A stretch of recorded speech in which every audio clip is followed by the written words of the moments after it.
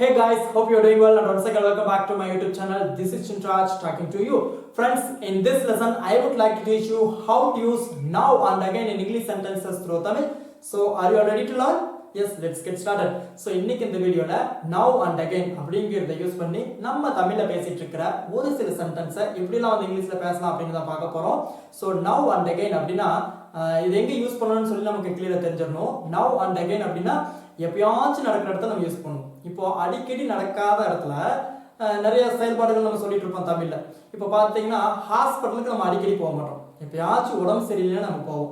Post ஆஃபீஸ்க்கு நம்ம அடிக்கடி போக மாட்டோம். எப்பயாச்சும் நமக்கு லெட்டர் ஏதாவது வேணும் இல்லை ஏதாவது வந்து போஸ்ட் பண்ணோம்னா நம்ம போவோம். ஸோ இந்த மாதிரி வந்து ஒரு இடத்துக்கு வந்து நம்ம எப்பயாச்சும் போகிறது, ஒரு செயலை வந்து நம்ம எப்பயாச்சும் பண்ணுறது, நம்ம வந்து ஹோட்டலில் சாப்பிட்றது எப்பயாச்சும். ஸோ இந்த மாதிரி வந்து எப்பயாச்சும் சொல்கிற எல்லா இடத்துலையுமே நவ் அண்ட் அகைன் அப்படிங்கிறத யூஸ் பண்ணி நம்ம ஃப்ரேசஸ் மேக் பண்ணலாம்.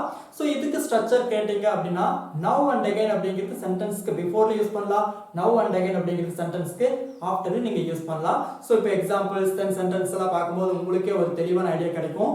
ஸோ நவ் அண்ட் அகைன் அப்படின்னா எப்பயாச்சும், அடிக்கடி இல்லை எப்பயாச்சும். I go there now and again, நான் வந்து அங்கே போவேன், எப்பயாச்சும் அங்கே போவேன். I go there now and again, I go there now and again, நான் வந்து எப்பயாச்சும் அங்கே போவேன். ஓகே, நான் வந்து அடிக்கடி போக மாட்டேன், எப்பயாச்சும் போவேன்.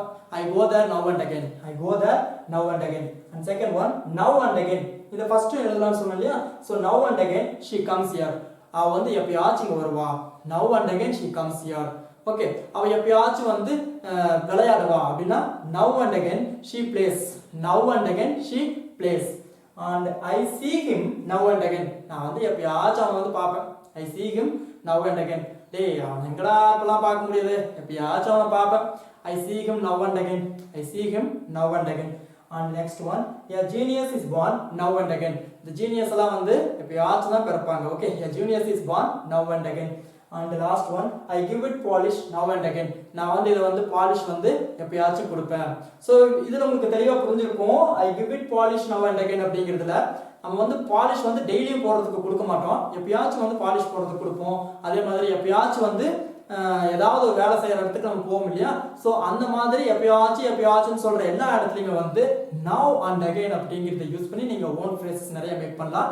ஸோ இது வந்து சின்னதா இருந்தாலும் நம்ம வந்து இங்கிலீஷ் கத்துக்க ஆரம்பிச்சுக்கும் போது சின்னதா இருந்தாலும் நம்ம எல்லாத்தையுமே கத்துக்கணும். நவ் அண்ட் அகைன் அப்படிங்கிறது உங்களுக்கு ரொம்பவே யூஸ்ஃபுல்லா இருக்கும். So I hope this lesson was very useful to you. I will see you soon again some other interesting lesson. Until then, bye bye, take care.